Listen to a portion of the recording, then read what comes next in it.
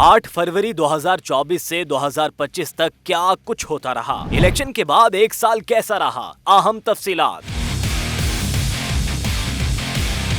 आम इंतखाबात के बाद पहले साल में कौमी असम्बली के मजमूई तौर पर 12 इजलास तलब किए गए। कौमी असम्बली ने सबसे अहम 26वीं आईनी तरमीम मंजूर की। इसके अलावा 60 से जायद बिल और 38 एक्ट भी मंजूर किए गए। इस साल सेनेट के 10 इजलास तलब किए गए, जिनमें 26वीं आईनी तरमीम के अलावा 55 बिल मंजूर किए गए।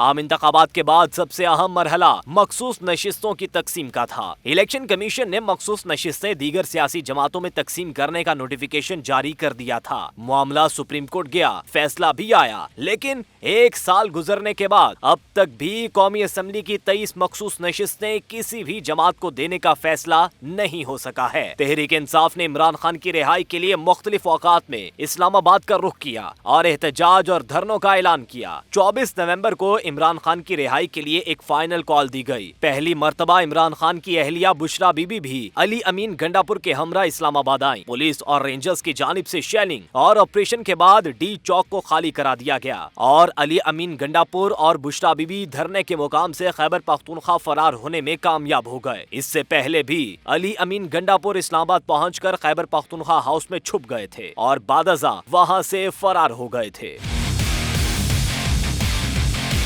वज़ीर-ए-आज़म शहबाज शरीफ ने 22 दिसंबर को पीटीआई से मुज़ाकरात के लिए कमेटी तश्कील दे दी, जिसके बाद स्पीकर कौमी असम्बली अयाज सादिक ने खुद अपनी सरबराही में कमेटी के इजलास तलब किए और मुज़ाकरात के दौर को आगे बढ़ाया। कमेटी के तीसरे इजलास में पीटीआई ने 9 मई और 8 फरवरी के मामलात के लिए जुडिशल कमीशन की तश्कील का मुतालबा किया। चंद दिन गुजरने के बाद ही पीटीआई ने मुज़ाकरात का बाइकआउट कर दिया। कौमी असम्बली ने 29 अप्रैल को टैक्स कवानीन तरमीमी बिल मंजूर किया। नॉन फाइलर्स पर बहुत सी पाबंदियां लगी, जबकि सेल्स टैक्स जमा ना करवाने वाले दुकानदारों, सनतकारों और ताजरों के लिए भी सख्तियां बढ़ाई गईं। कौमी असम्बली और सेनेट ने 6 अगस्त को अपोजिशन के शदीद एहतजाज और हंगामा आराई के दौरान कसरत राय से इलेक्शन एक्ट तरमीमी बिल मंजूर किया था।